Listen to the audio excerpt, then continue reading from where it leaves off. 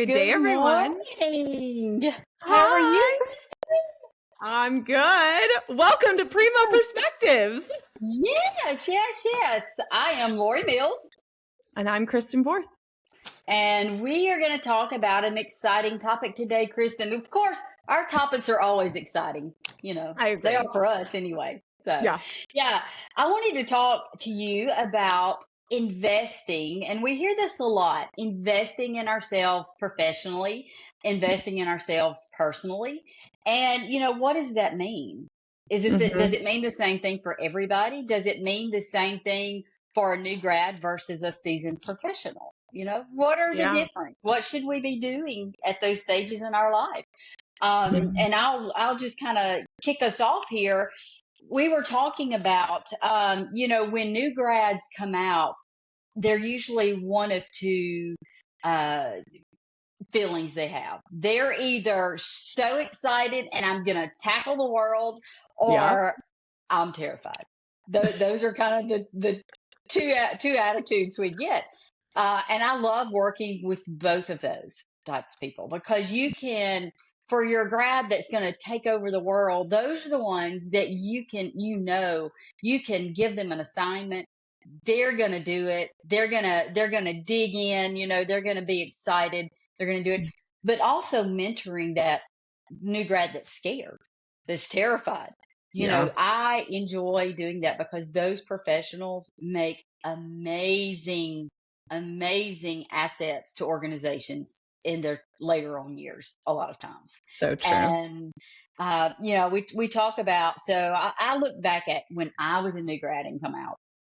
I was kind of mouthy, kind of What? confident, but I look back now and I think about, I go, I am just astonished I didn't get fired. Okay. Because I look at my behavior then and I think, oh my gosh, that would fire me if I was the boss now at that. But that did not happen. I had several great HIM leaders that kind of took me under their wing and showed me by demonstrating. It was more of, they not necessarily telling me what to do, it was showing me by their actions. And Yes. so I learned a lot through that. And Yeah. that is a type of investment. You're investing, if you're the seasoned leader, you're investing in your organization by mentoring these younger people that are coming out and that are working for you. And, it is, to me, it makes my heart glad to be able to do that, or to see people doing that. So did you Yeah. have a mentor when you first came out? I know Debbie, but Oh, okay, you yeah. can't $100%. use Debbie. You can't use Debbie. We all Okay. know Debbie. Debbie was the lead mentor for us. So do you have Yes. somebody else that was a really good example in mentoring you? I did. And actually, because we were going to talk about this, I started thinking about it and wondering, who else were my mentors? Because Debbie was my fantastic, the epitome of a mentor for me. Right. However, I realized I did not have colleagues that were close to my age until I had been in the industry probably for, I want to say, like 3 to 5 years, even maybe more. Who I hung out with were Debbie and her crew, because Right. anywhere Debbie went, I went. So Sharon Lewis was one of my amazing mentors. Deb Collier. I'm going to miss people because I can't think right now, but I had so many that were these, pillars of the HIM community in California that really showed me the ropes when I was struggling, or when I had questions, when I didn't know what to do, or when I was thinking about going back to school. They gave me a really solid foundation of, this is what you should do, baby, or that with this experience and this knowledge and your background in, compliance, you might want to look Right. at a law degree. That doesn't mean you should, but maybe you want to look at it. And so I actually was struggling to think of not having a mentor I was that person who came out that was super excited, and I was just Oh like yeah. on fire and ready and let's go. But at the same time, I was also, after getting out there, my first consulting position, I was like, what's happening? Right, right. I was terrified. Like, oh my word, maybe I don't know what I thought I knew. So yeah, my mentors though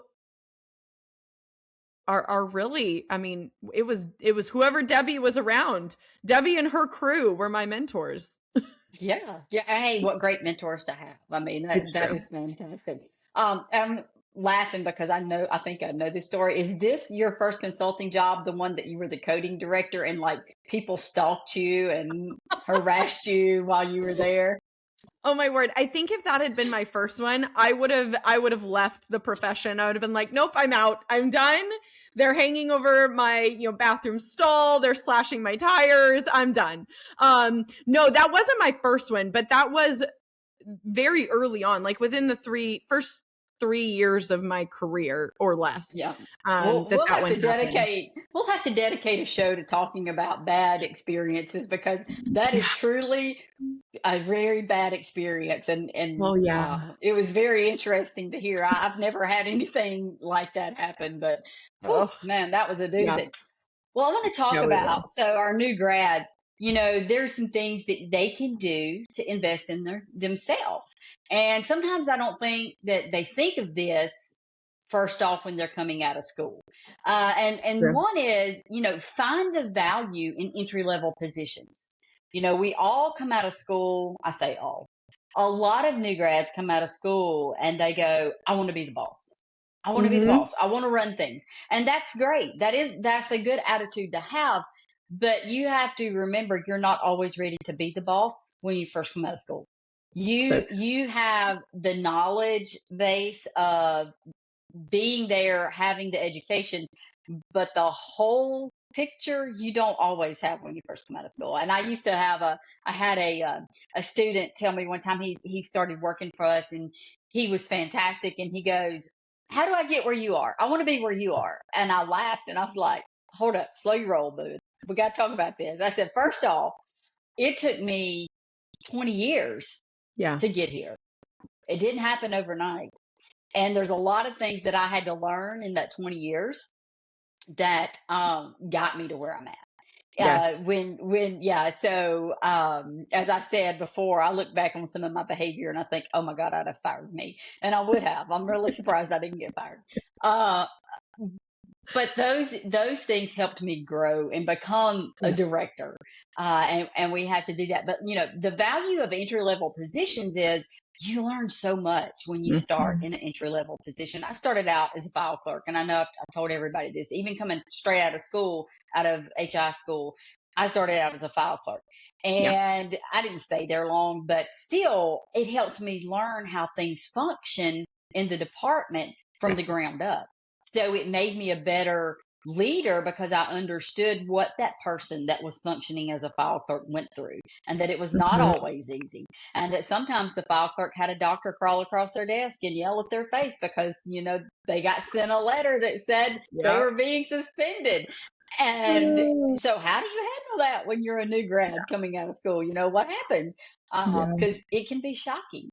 Something else is finding value in non-traditional roles.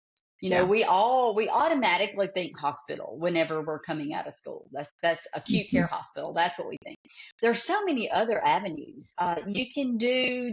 And I'm not saying this because I'm promoting it. I'm just saying there's HI professionals at prisons that Yes. they have to have a HI department. You have veterinary offices. You have Mhm. skilled nursing facilities, long-term care Mhm. facilities. These are all areas that we can function in. But not only that, you can work for the government, the state, Mhm. in their Yeah. quality initiative programs. You can work, there's so many things you can do. And not that I am pushing anybody to go work for payers, but payers do hire They HI do. professionals a lot of times. Um, I won't call it the dark side, even though that's what I think it is. Other things is use your early career opportunities to grow Yeah. professionally. Learn Yeah. something in every job that you're in. There's that you can learn something. You may think you're not, Mhm. but you will learn something. Find value for working for smaller community hospitals or community Mhm. facilities. I know I work, so it's really funny. I'm serving as vice president of revenue cycle at a small rural hospital now in South Mississippi. I started out at that small rural hospital in 2004 as an ER coder. And Yeah. so I worked there for 10 years and then I left and went to be at a larger health system. But I learned so many things at that rural hospital that helped me function in a 7 hospital system. I mean, we Yeah. had 7 hospitals and 43 doctor's offices, and I could not have done that job if I had not learned things in my rural facility that I had been at. So, I mean, Yeah. it's really amazing. And then we talked about last week developing that network. And so, Mhm. developing that network with other professionals is certainly a way to Yeah. get you, the knowledge and invest in yourself. So, you tell me some Yeah. things you've done to invest in yourself over the years. Yeah. So, I think I started before I even came into our career, which is an interesting because you talked about this, look at other avenues, non-traditional roles. I didn't realize that all of those jobs that I was doing, I started working at 14. All of those jobs that I was doing were building on top of themselves until I entered our profession. And then I could refer back to things like, oh, well, when I was a CNA at a nursing home, they really needed help with documentation and they didn't have on site coders. Mm-hmm. And I had no idea how much that played into it. And so I love that idea of not discounting. And I also contribute that to me investing in myself. Right. I worked through school. I made sure that I had, roles that might progress me to the next level. And so that was part of my investing in myself. Mm-hmm. Today, I invest in myself very differently because I don't have, you know, other roles like that. I invest in myself. I try to spend at least 20 to 30 minutes reading articles that maybe they don't tickle my fancy at first and make me, excited to read them. But then as I'm reading them, without fail, every time I will have something within a week or so that comes up that is on that topic. Mm-hmm. And so I can refer back to that and say, oh my word, I actually, not that I wouldn't, but I actually learned something from that Right. really mundane article that I didn't want to read, but I felt like I should. Yeah, I Going, need to invest a little more and do that. I don't see? read as much as I should. Well, I love reading, and so that's part of it. Is like I can't just read fluff all the time. Those are my internal rules. Yeah. But then just going to conferences, and I know we've kind of beat this hammer a lot, and Hmm. beat this drum saying go to conferences, but that's one of my favorite ways to invest because one, I get the education. Two, I get the networking. Three, I get to go to a new city or a new state, Hmm. and I enjoy that immensely. And then, four, I get opportunities open to me, not just opportunities for potential clients or jobs or whatever, but Yeah. I get opportunities like, hey, would you like to join this committee? Hey, would you like to speak on this topic? Hey, which happened this week. I got the honor to be a panelist at the AFHEMA, webinar that they did.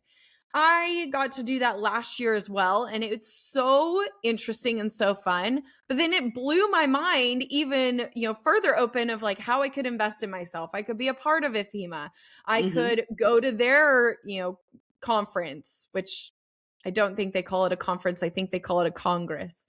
But I could go and I could be with Yeah. other individuals that are, global. And so it's changed over the years. But the one thing that has stayed consistent is the reading. I force Right. myself to read and try to figure out what's going on. And if you guys haven't figured out, peer pressure is a great thing when it comes to your professional. Because so now Kristen is pressuring me. I feel like now I need to go read some more articles. So, and not just because she's my boss, but because she is my peer, and she is making me see that I need to go invest a little more in myself on some things. We talked I about imagine. students, new students, but we also need to remember as a seasoned professional, we need to reevaluate what's going on in in Yeah. our life personally and professionally. You know, I always like to tell professionals, tell anybody, it's very important to invest in yourself professionally, but you need to do the personal too, Yeah. because you've got to be able to take care of yourself and stay healthy and remember that yes, your job is important to you and you're doing Mhm. this and yes, you can always be replaced. There's you can always be replaced, but you have got to stay healthy in order to perform these high stress jobs. And let's face it, I know most HR professionals, they are in high stress jobs. They really Yes. are. Yeah. And so, you need to look at that from both ways. But some things you can do. A question I asked myself before I came to work for Primo was, are you in your dream job? Yeah. And it's really easy. Yes or no, one or the other. If you say yes, then you're pretty good. But you can always Mhm. say, what can I do to make this better? Yeah. If your answer is no, well, there's one or two things. You either start looking can look for a new job, or if you're happy where you're at, how do I turn the job I'm Yeah. in into my dream job? Yeah. That Um, yes, I, but. yes, yeah. How do I turn it into my dream job? Don't be afraid to go after what you want if in your Yeah. organization. Go talk to most HR directors roll up to the CFO or the Yeah. revenue cycle director. Go talk to them. What can I do to help move our team Yeah. forward? What can I do to make our revenue cycle better? What can I do to Yeah. make our compliance program better? Start doing that. I spoke to a young lady the other day. It was really funny because we were talking, and she said, when my CFO told me I needed to contact you, I told him that, oh my gosh, there's this girl, this lady named Lorie Mills that I love to listen to her stuff and that she's great. And I started laughing and I said, yep, it's one and the same. That's me. It was just really funny though that she said Yeah. that. But what she did is she saw a need in her facility. I believe she was a coder, but she saw a Mm. need in her facility to start a compliance program around their professional coding department. And she took that plan to her boss, and her boss said, okay, let's try it, let's see what you can do. And so she maps out this entire plan for coding compliance on the professional side, where she is educating providers, she's doing audits. It is amazing, the program that she built, and it all came from she wanted to do more and invest in her job where she was at. And so That's she has amazing. got this phenomenal program set up.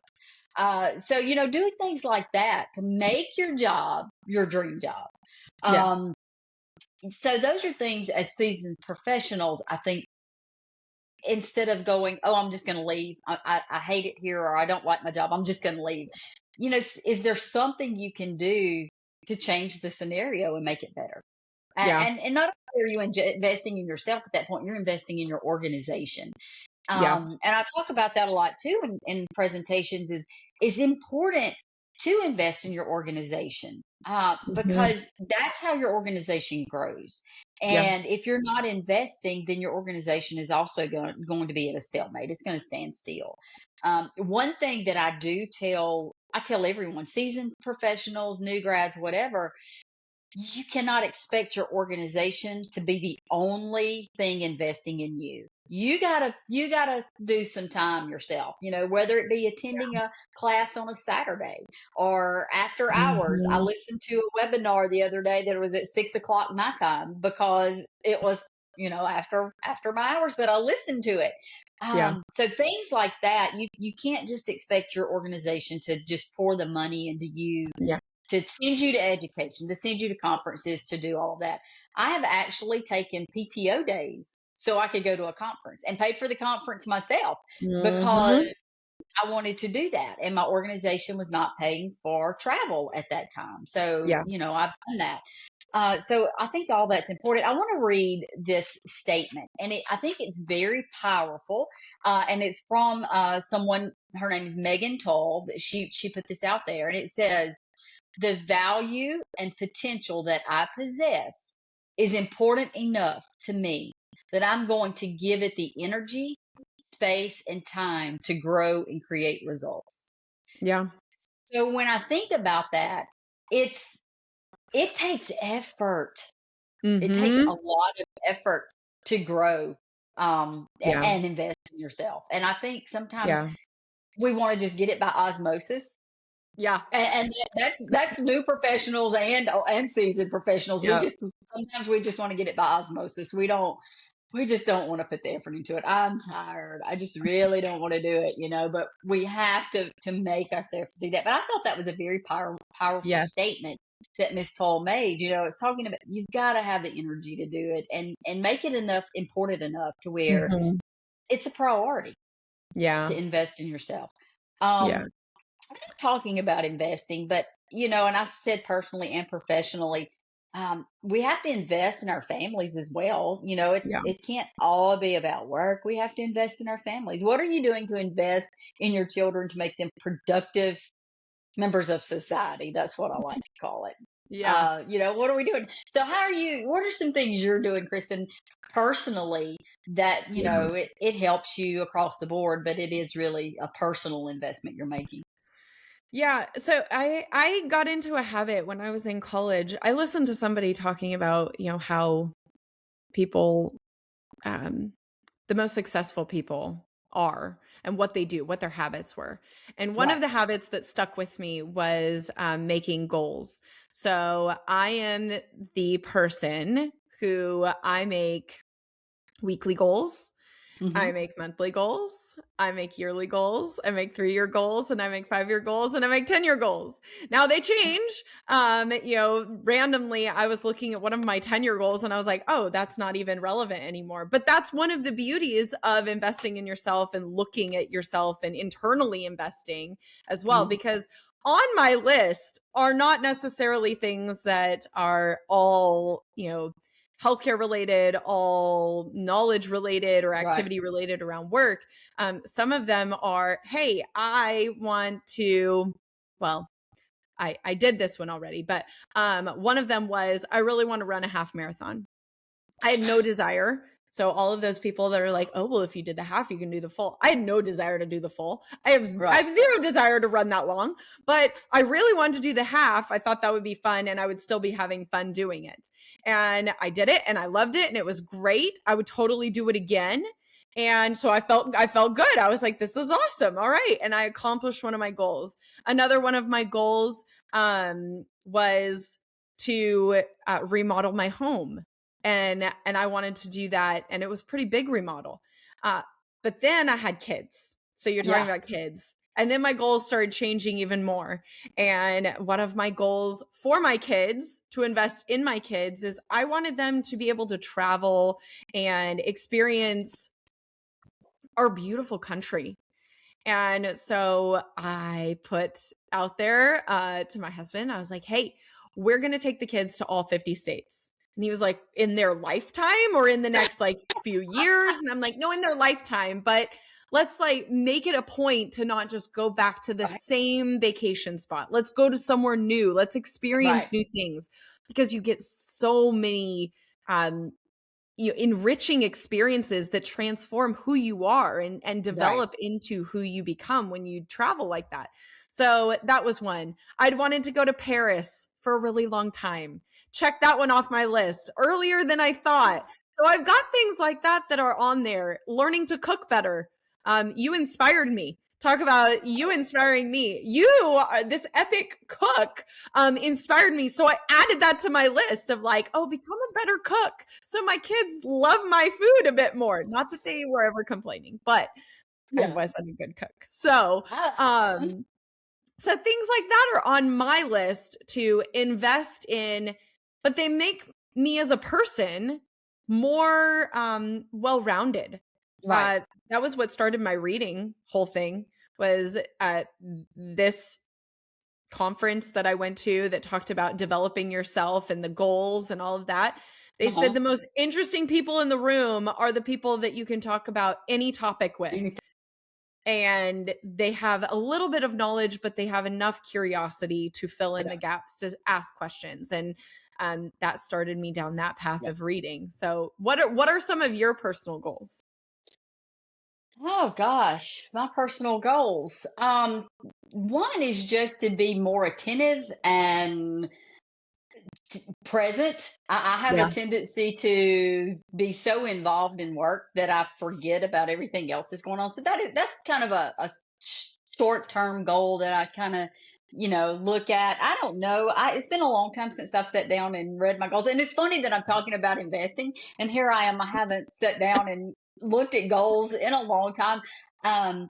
One of my goals was to become, or one of my long term goals was to become a good professional, well-rounded professional in HIM. Yeah. And I feel like I've kind of gotten there, but I've still got a lot to learn. There's things that I can do. Um, I don't know, Kristen, you have put me on the spot here. Oh, well, that's okay. I mean, Yeah. we all have them. I feel like in certain ways, some are just really defined. And the reason that I could call mine out were because they're on a note card in my room on my nightstand. See, So overachiever, you kill me. You are such, you are amazing. You are such an overachiever. well, I am Um, is intense. One thing that and I try to do this. This is not really a goal, but this is something that I try to do is be the positive person. Have Yes. you ever been around people that no matter what the situation, it was always they found something negative to say about it? Yes. You could give them $1 million and they would say that the bills are wrinkled. I mean, it's just Yeah.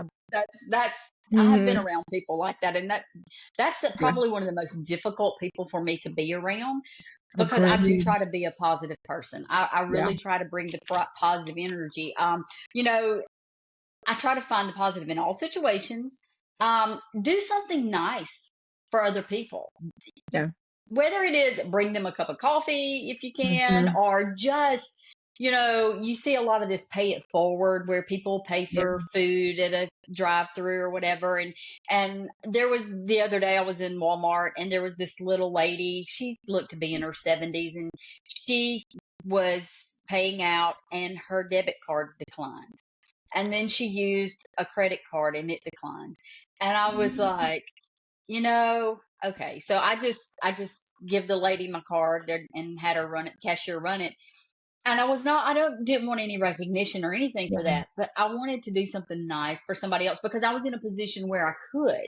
Yes. It wasn't a hardship on Yeah. me to pay for this lady's purchases. So Hmm. I did that because I just wanted to do something nice for her.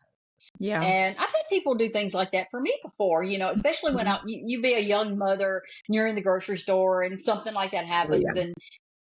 and people would step forward and it makes you feel good. So that Yeah. positivity is really important to me. Yeah. And don't let negative people steal your joy. That's another one. Mhm. Even though you may be around these negative people, don't let them steal your joy at all. Just don't do that. And I'm sitting here Yeah. looking at some papers if anybody wonders what I'm looking at, because there was something particular I was hunting that I wanted to talk about. Oh, I know what it was. Self evaluation. That's something else that I talk about in this presentation. Self evaluation. So when I make the comment that I would have fired me, that is because I have started looking at myself sometimes. And it's really important that not everyone is always right. You know what? It took me a long time to realize, but sometimes I was the problem. It wasn't Yeah. the other people. I had issues with other people, but it wasn't the other people. It was me. I had the bad Hmm. attitude. I was the one being a smart aleck, or I was the one that was just, a know it all or whatever. Sam calls me a know it all the time. And I am to a degree. I can be. And I have to remember that, especially when I'm talking to people, because I have a Yeah, very confident attitude, and you should have confidence. There's no doubt you absolutely. should have confidence about you when you're talking about things you do and things you know. But sometimes I have a tendency to come across as being talking down to people when I'm just talking, because I do have a lot of confidence, and I Yeah. have to remember not to do that, and remember that it's offensive.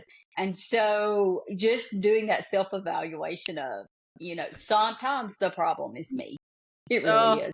And Lorie, Lorie, I didn't know people didn't do that. I thought everybody did that naturally. So I had to learn that not everybody did that, because I really thought that everybody did things on purpose when they would like be mean, or they would, yeah, no, sound like they were condescending to me. I really thought that they did that on purpose. no, That was one thing in my professional career that it took me a very long time to learn, because I would sit there and be like, "Oh my word, did I say that bad? Did I mean that negatively? Did I hurt their feelings? Was I, overly aggressive?" I would overanalyze the situation and then yeah, overanalyze it for them towards me and be like, "Oh my word, what did I do? What made yep, them so mad?" I didn't realize people didn't self-evaluate themselves until way too late in my career, because I probably took too much, yeah, personally. That is a really big thing. And I think that in hospital settings, just in general, tensions are high, hmm, stakes are high. We have to take time to self-evaluate. We've preached this at our docs so much, right? That yeah, bedside manner, yep, evaluate how you are. It's yep, really important that we also, on that administrative side, when we're trying to push ourselves forward, we also do that hmm, and invest in ourselves enough to say, "Hey, I was the problem there." yep. And it's not easy to do. No, it's not. It was very eye opening for me. And the older you get, talking to new grads, the older you get, the more you will start to do this a lot of times, Yeah. because that's just part of growing as a human being, Mhm. is understanding that, yeah, I'm not always right in my behavior. But I laugh because I laugh. Um, I hate to apologize. I really hate to apologize. Y'all, I have some narcissistic tendencies, and I know it, so I have to be very, very careful about it. I do know this.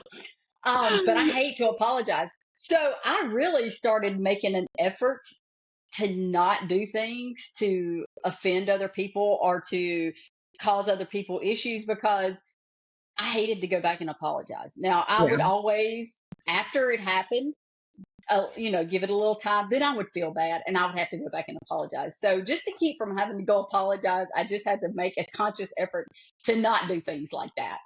I'm telling you guys way more about me personally than I think you probably want to know, but I also think it's good when we share in this kind of format, that other people go, wow, I'm not Mhm. alone. I'm not the only one Yeah. that does things like that. So Yeah. I think it's good when we share as professionals, even not only just our achievements and our good things, but we should share sometimes some of the bad things we've done, and less than stellar attitudes that we've had, because Mhm. it lets everybody know that we're not all perfect. And I think Yeah. it helps people understand each other a little bit better when we do that. Oh, I agree. I agree. HI So professionals definitely need to band together in that, because we've traditionally been more introverted, and yeah, not that you don't share, but maybe you don't share in big groups. And so right. as we come together and we pull it together, I think that it gives a lot of great connections, and then opens for mentorship as well. Oh, yeah, I think it 100%. I think back on people that have mentored me.